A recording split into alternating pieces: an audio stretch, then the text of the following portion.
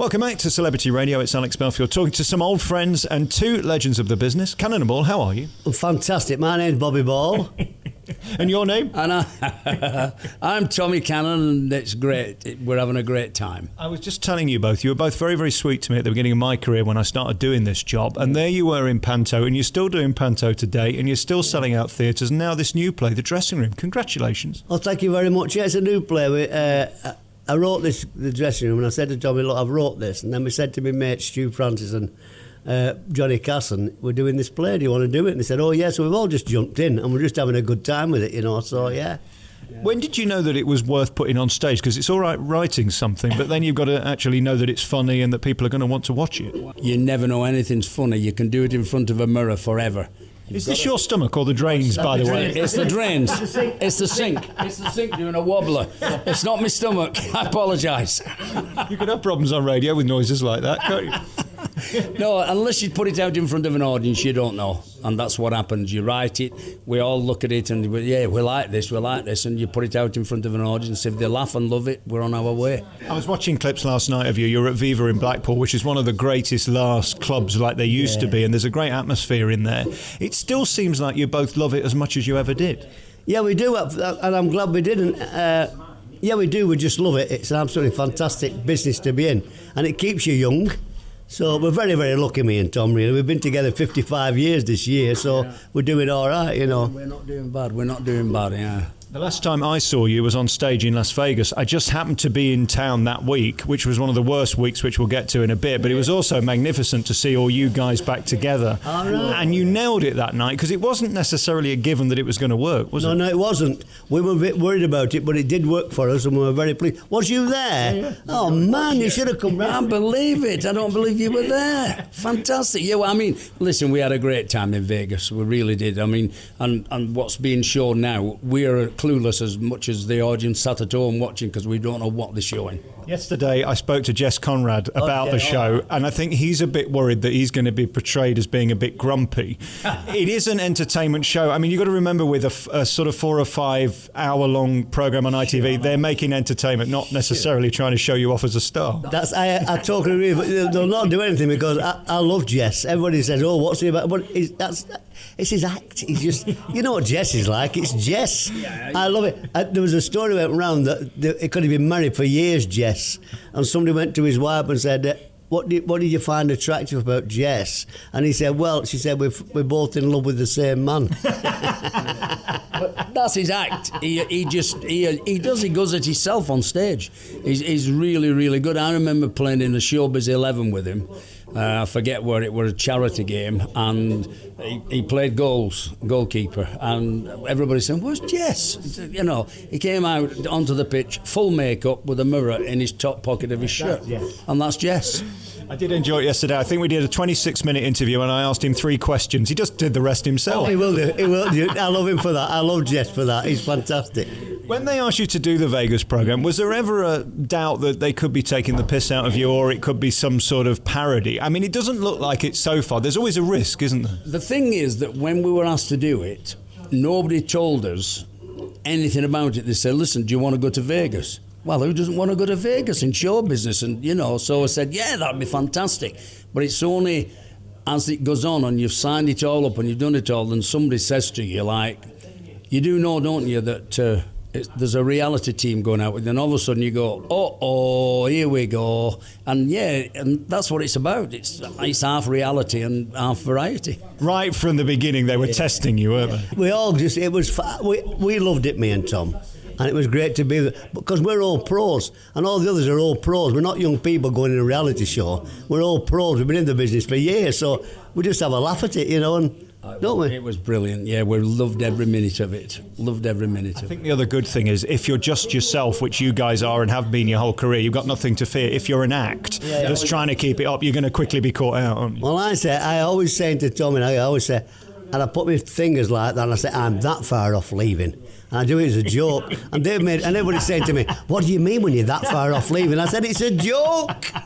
You'd have already left if you wanted to go. Exactly. Do you know what I think is wonderful about you two as well? And I've interviewed so many legends over the years, is the fact that you both got your own identity individually and then you come together to keep the act fresh. And I think that's so important, isn't it? So you don't get on each other's tits. Yeah, I suppose after 55 years, I mean, I don't know whether, everybody, I might as well mention it because most people say, oh, you fell out and did it. No, what happened was in the early 80s, we had a couple of years where we still worked together, we still did everything together, but at night time or whatever, we were in London, he'd go one way, I went the other. That was as simple as it is. And 2 years after that, we made up and we were best of friends and still are. So out of 55 years, 2 years is not so bad. You know what I mean?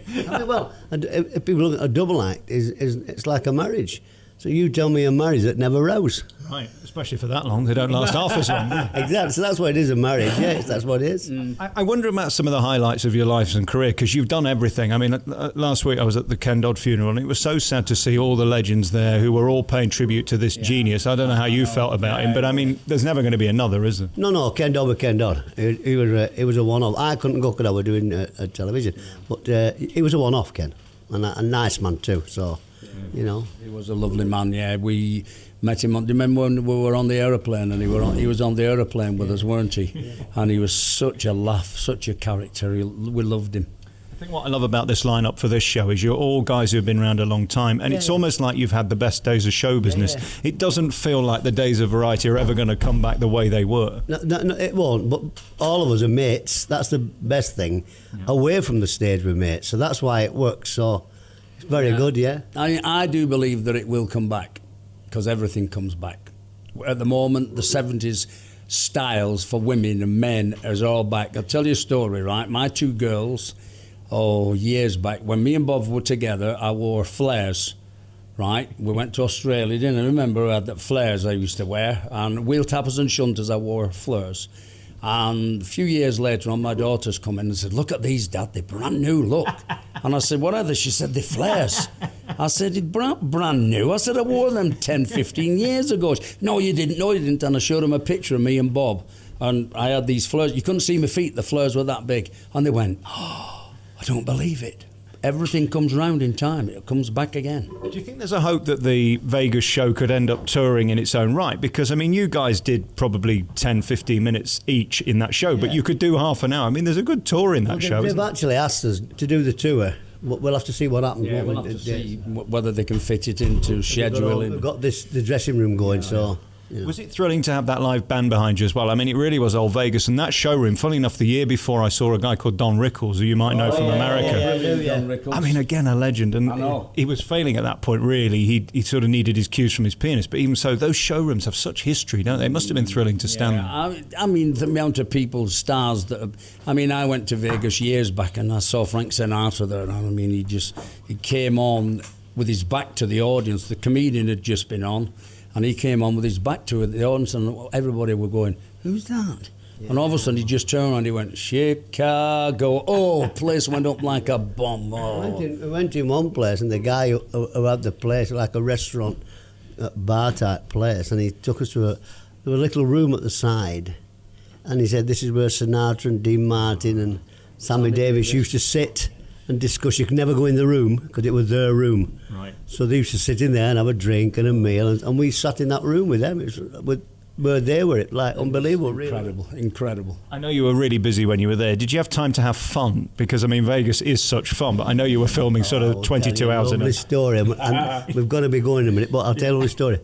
We went in a place, you might know it, called the Heart Attack Grill. Yes. Right, okay.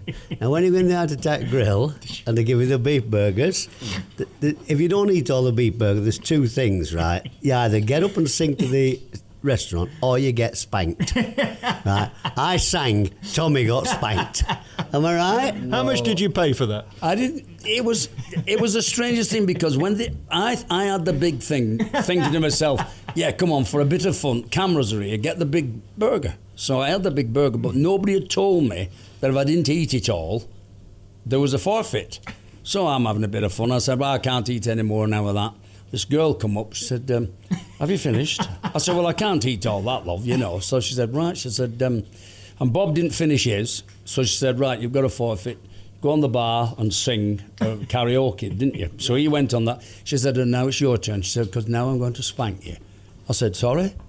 I'm going to spank. And I thought it was Not tapping. No. I mean, she spanked my backside like you would not believe. And she did it 4 times or something. Andy went back the next day after.